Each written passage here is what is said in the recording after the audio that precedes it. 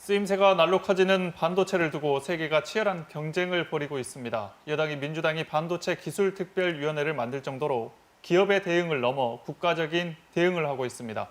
오늘은 민주당 반도체 특위에서 간사를 맡고 계신 양양자 의원을 스튜디오로 모셔서 궁금증 풀어보는 자리 마련했습니다.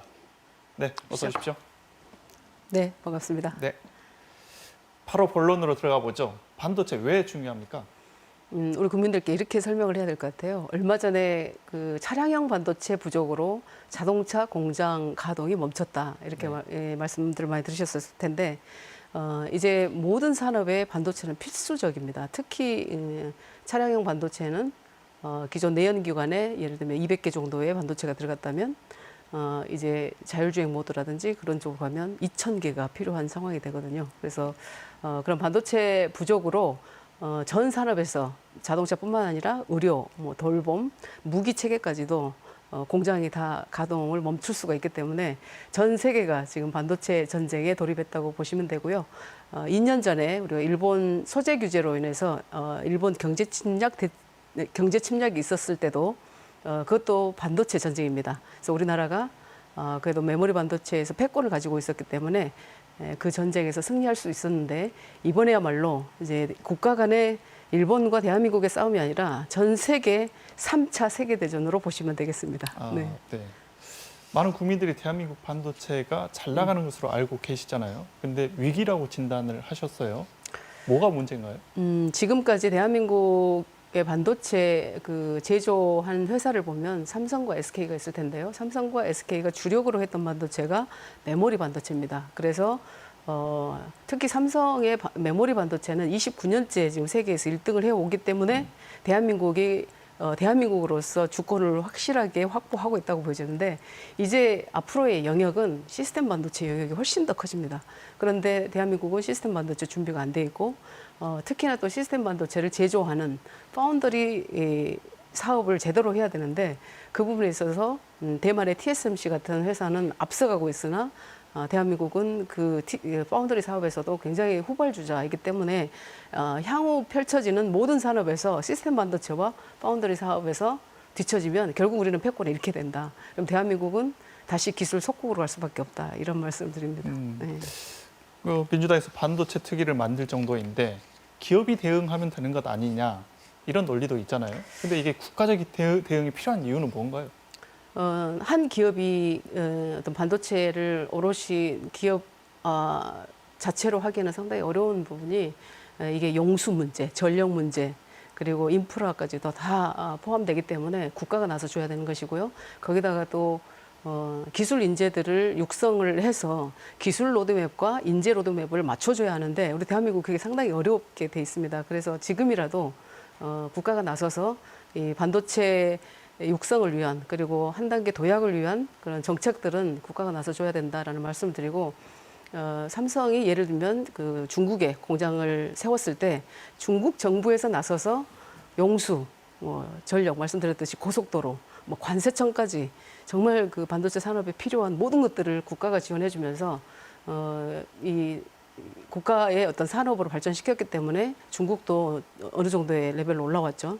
그러다 보니까 미국도 중국이 굉장히 위협적으로 올라오기 때문에 또 화웨이라든지 이런 회사를 굉장히 제재를 하면서 이 이강 체제로 못 올라오게 하고 있는 상황이죠. 그것도 패권 전쟁입니다. 네. 대응 방법 중에 하나로 기술 부총리를 새로 만들자, 이런 주장을 하셨어요. 좀 더 자세히 설명 부탁드립니다. 그 현재 우리 과기부가 있고요. 기재부가 있고 또 산업부가 있고 중기부가 있고 이렇게 교육부가 있고 나눠져 있는데, 실제로 반도체는 가장 중요한 게 R&D죠. 그러면 과기부에서 나서야 됩니다. 그리고 산업부에서도 또 한 축을 가져가야 되고, 그리고 교육을 담당해야 되고. 근데 누가 지금 컨트롤하고 있냐면 기재부총리가 하고 있습니다. 경제부총리가 하고 있는데, 경제부총리는 그 대한민국의 조세를 담당하는 그런 부총리께서 미래 기술을 담당하고 있다는 것은 굉장히 맞지 않다. 그래서 COO가 필요하다. 그래서 그 이름은 뭐 산업기술부총리든 과학기술부총리든 기술부총리 제도가 필요한데, 이 반도체 산업을 전체를 컨트롤할 수 있는 컨트롤 타워가 있어야만 이게 산업으로서 제대로 도약할 수 있다라고 보기 때문에 제가 꾸준히 이 정부 조직법을 바꿔서 이게 컨트롤 타워가 있어야 된다라는 말씀을 드리고 있습니다. 네, 조금 다른 얘기 나눠보겠습니다. 오늘 송영길 대표가 조국 전 장관 회고록에 대해서 사과를 했어요. 반쪽 사과라는 평가도 있던데 어떻게 보십니까? 저도 원고를 봤습니다. 근데 회고록에 대한 사과는 아니었던 것으로 보고요. 그러니까 국민들께서 민주당을 바라보는 어떤 내로남불 또 위선 여러 가지 조국 사태라고 일컬어지는 일들에 있어서 비판의 시각을 가지고 계시기 때문에 그 부분에 있어서 사과를 했습니다만 저는 조국 전 장관께서 개인적으로 책을 낼 수는 있다고 봐요. 그러나 이 문제가 다시 과거로 회귀해서 정쟁의 대상으로 가면서 대한민국이 단 한 발자국도 또 앞으로 나가지 못하는 상황이 되는 것에 대해서 걱정을 하고 있습니다. 또 송영길 대표께서는 국민들의 그런 지탄과 그동안에 민주당이 잘못한 부분에 대해서 정말 진솔하게 또 사과를 했다라고 보는 것이고요. 다만 조국 장관이 정당인은 아니기 때문에 또 당 차원에서 너무 심각하게 그 부분을 받아들일 필요는 없지 않나 이렇게 생각을 하고 있습니다. 네, 알겠습니다.